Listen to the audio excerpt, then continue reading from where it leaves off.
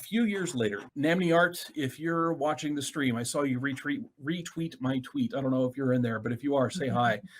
A guy that I was working with at the time, his name is Austin. He's Namniart on Twitter.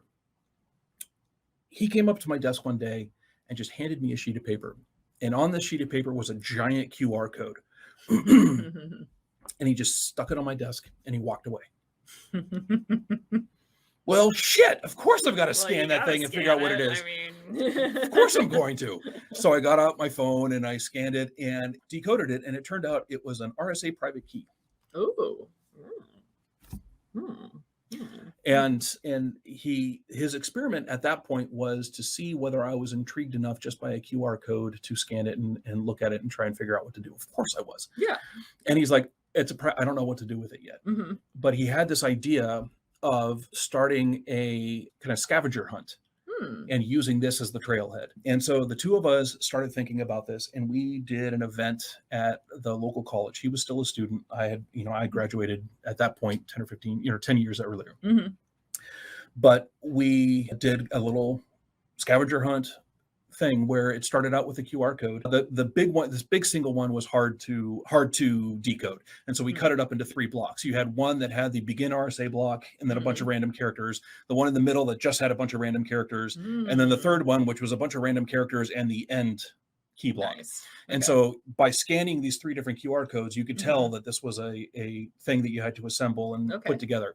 And on the flyers, we just wrote alice@slowwhiterabbit.org. Nice. And then we had a little ASCII art of a white rabbit on it. And so white rabbit, obviously you've got to chase it. Yeah, right. Yep. You have to follow it down the rabbit hole. And alice@slowwhiterabbit.org, and you have an RSA private key. What would you do if you saw that? I would go to the website and try to... Slowwhiterabbit.org has a website. I think it just had some like a picture of a rabbit on it. That was That was it. Yeah. Oh, well, I would email it. Okay. I would email it, and yeah. You would get a response, an automated response that says, "I like the way you think, but you're on the wrong path." Interesting. So like, it feels like it's credentials for something, right? Yeah. Like it feels like it's a username and password combo, essentially.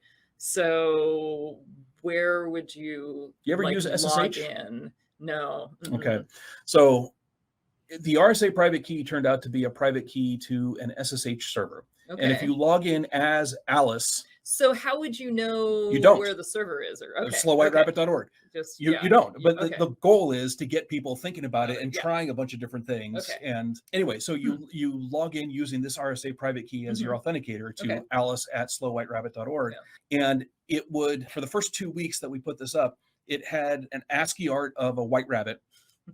Because of course it does. Because we put white rabbits everywhere to let you know that you're on the right track. Okay, right? Cool.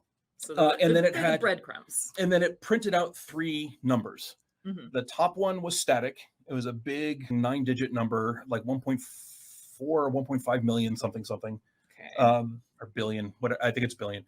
And then the next one was a slightly smaller number, but the same number of digits, and it was counting up once a second.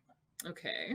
And then the third one was a little tiny number, was the difference of those 2. Okay. Right. And so these are Unix time, the number of seconds since December 31st or January 1st, midnight, 1970. Okay. Right. So any hacker will recognize these numbers as Unix time.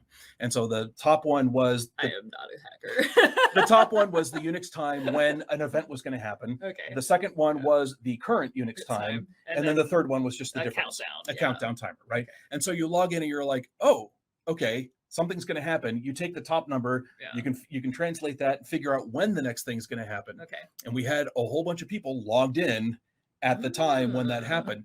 And at that point, it was, I can't remember all of the steps anyway. It was like this is a good scavenger hunt. It was a lot of fun. I think what we did next was we just output a couple of a latitude and a longitude.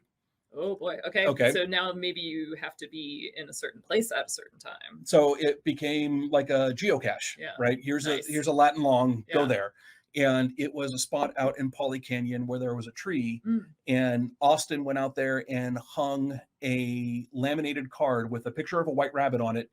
And we use this a lot, unfortunately. Another QR code, but this one had another private key that was used to connect into our website. Okay. And so this was a forum. Ah. And so it was a forum program, Mm-hmm. and you had to use this private key in your browser to connect to this forum so Mm-hmm. that you knew that anybody else that was in this forum Mm-hmm. was also playing the game. Got it. Right. So Yep. it's a way for us as the ones who are running the game and the players to communicate with each other without actually Okay. knowing who each other was. Cool. We Yeah. modified the JavaScript so when you created your account, you would say, give me a username and a password. And Yeah. when you type it in and click enter, the cursor would go up to the username, backspace over the name that you put in there, and assign you a random handle. Nice. I think we use Greek letters or something like that. And so everybody had their randomly assigned handles, Right. not their chosen usernames. That's funny. And so and it just went on like every 2 weeks we would add a new stage to the scavenger hunt. It was a lot of fun.